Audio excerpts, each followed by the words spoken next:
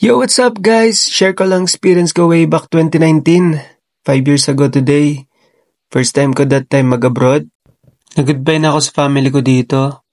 And sa partner ko na girlfriend ko pa lang that time. Shoutout nga pala kay Ma'am Inday Con Vikiso Paragile from Oslo, Cebu. Thank you po ma'am. May na-claim nga pala ako na refund para sa terminal fee guys. 550 pesos siya. Ask nyo lang sa airline counter kung saan pwede i-refund yung terminal fee. Then, present nyo lang yung OEC nyo. If I remember guys, kinuha nila yung isang copy ng OEC ko. Kaya mahalaga na 3 or more ang copy ng OEC na dala nyo. Then, nag-charge muna ako sa charging station bago sumakay sa plane.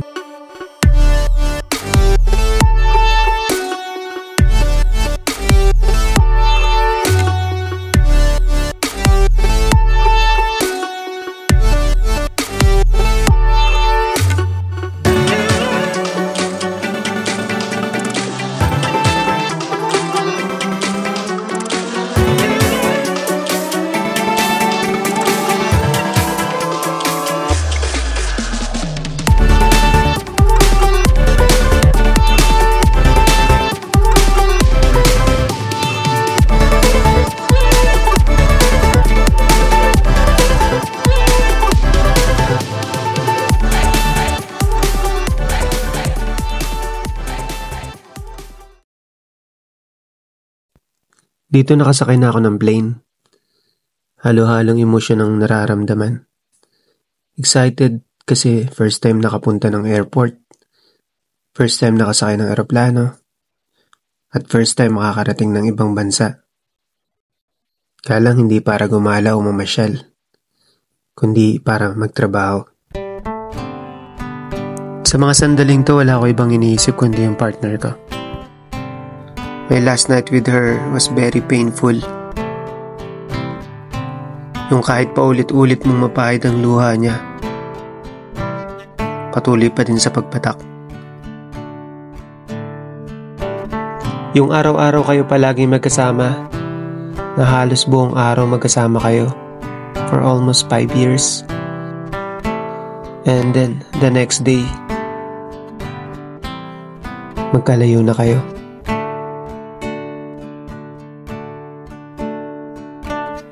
Pagkatapos ng maraming minuto, mabilis na lumipad yung eroplano sa impapawid. Sinubukan kong buksan yung data connection ko. Biglang sumaya yung puso ko dahil nakapag-chat ulit kami. Ngunit di ko na malayan na mapuputol na pala ang connection. Dahil nililisan ko na ang bansang Pilipinas. Bitin na bitin ako dahil ang dami ko pang bilin na gustong sabihin. O dahil hindi pa handa ang damdamin ko sa aming pagkakawalay. Yung tipong alam mo na sa sarili mo na matagal mo siyang hindi makikita at makakasama. Pero kapag nandun ka na sa sitwasyon, makakalungkot pa rin pala talaga.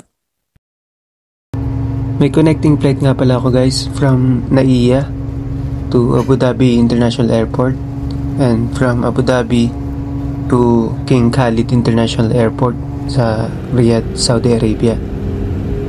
Sa airport may nagsundo na sa amin na coaster na pag-aari ng company. Then hinatid kami sa villa kung saan kami magpapahinga. Paggising ko kinabukasan parang nasa ibang mundo ako. Hindi ko rin maintindihan yung iba't ibang lingwahe ng iba't ibang lahi na nasa paligid ko. Buti may kasama akong mga Pinoy kaya medyo kampante ako. Then after breakfast dinala na kami sa isang clinic para sa medical examination.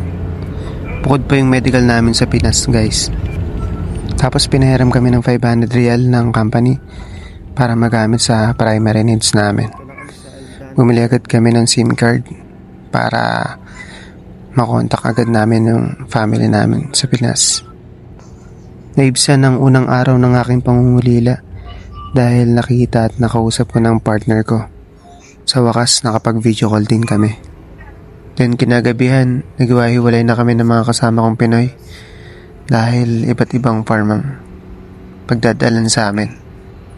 Hanggang sa makarating na kami sa Al-Kharj, Saudi Arabia, kung saan nandun yung aming farm.